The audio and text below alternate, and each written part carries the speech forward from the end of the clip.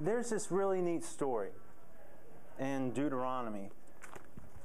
And the verse I want to share with you this morning is Deuteronomy 4, but I just want to set up some context of the chapter of Deuteronomy 4. And this is Moses, and he's addressing the nation of Israel, God's children. And in the beginning of this chapter, he's saying, you remember when God showed up to you in the fire? Do you remember that there was no image there? Like, do you remember that He didn't make Himself known to you in an image, but He showed up to you in the fire? And, you know, you're getting ready to cross into the land that He's provided for you. I'm staying behind because y'all teed Him off. But no, He does. He says, God was angry with me because of you. And at this time, the people of God grumbled. They were unhappy with them, the plans. And in this chapter, He's calling them to remember. Don't forget, God has a plan for you. This land that He's over there, He's given it to you. And you know, things are going to happen, but He's going to be there. Things are going to happen. He already knows that they're going to happen. Don't forget, He set this land up for you. And then He goes into talking about idols. And He talks about, you know, don't get into trying to represent God with some kind of lame image. Don't get into trying to make up something to worship to. The stars, when you see the stars and you see the heavens, don't bow down to them. Bow down to God. And He comes around to the fact that if you do make idols, if you do go down that road, you will be destroyed. Very quickly will you find yourself in a very bad place. And God will scatter you. He will cast you among the few that are left. The few of you that are left, He will cast you out among the nations, and you will find yourself worshiping idols. And then He gives him this, for Deuteronomy 4:29. But, this is a big but. I like this but. If from there you seek the Lord your God, you will find Him. You will find Him. If you look with all your heart and with all your soul. With all your heart and with all your soul. If you find yourself in the middle, if you find yourself not in my plan for you is to bless you, to grow you, to give you this land. If you find yourself in another plan, you can look for me. You can look for me, and you will find me. I know the other morning I really struggled with this, being at work on time. I have a clock-in situation where you clock into the computer and it delegates whether you're in there on time or not. And I have like a window of 180 seconds.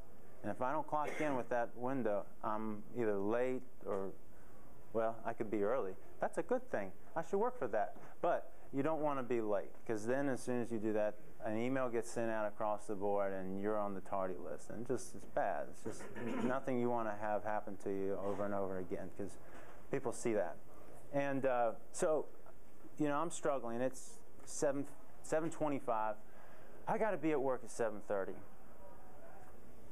Car's not started. I'm in the driveway and going, all right, it's panic mode.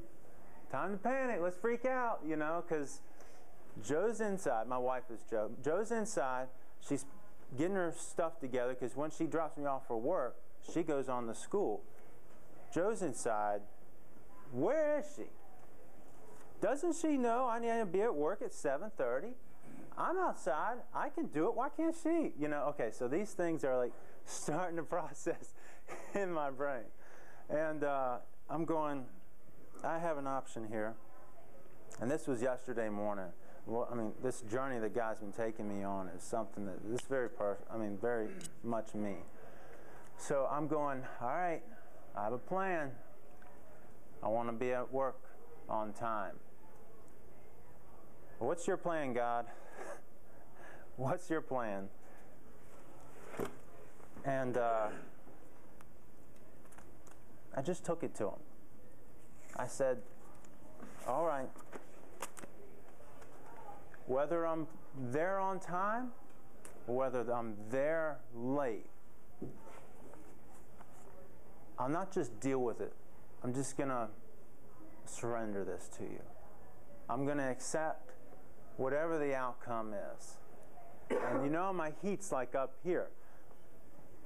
I go and say that to the Lord and just kind of I'm outside in my driveway, and I kind of just say that to him in my mind and make that acceptance. And suddenly I realize I'm not getting Joe's backpack.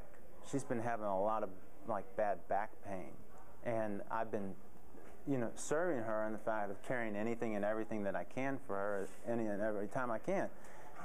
And I know she's in there, and she's getting her stuff together, and she's coming out to the car, and I'm waiting by the car like a bum.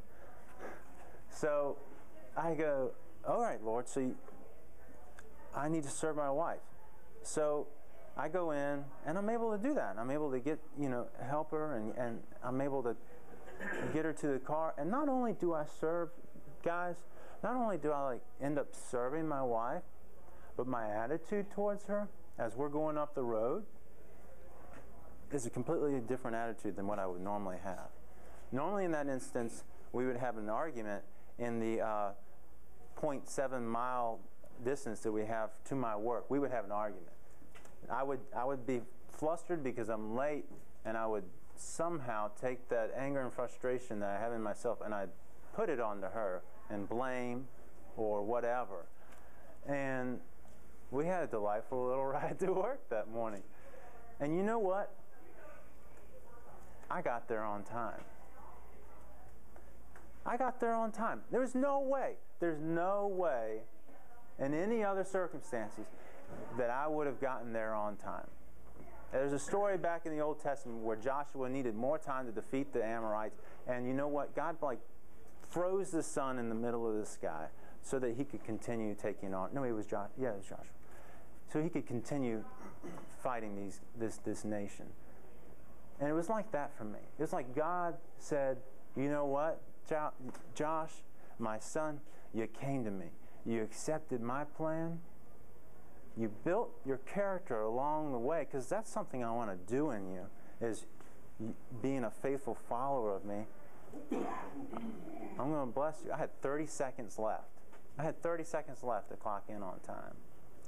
So, guys, we're in these situations all the time. All the time we're in these situations.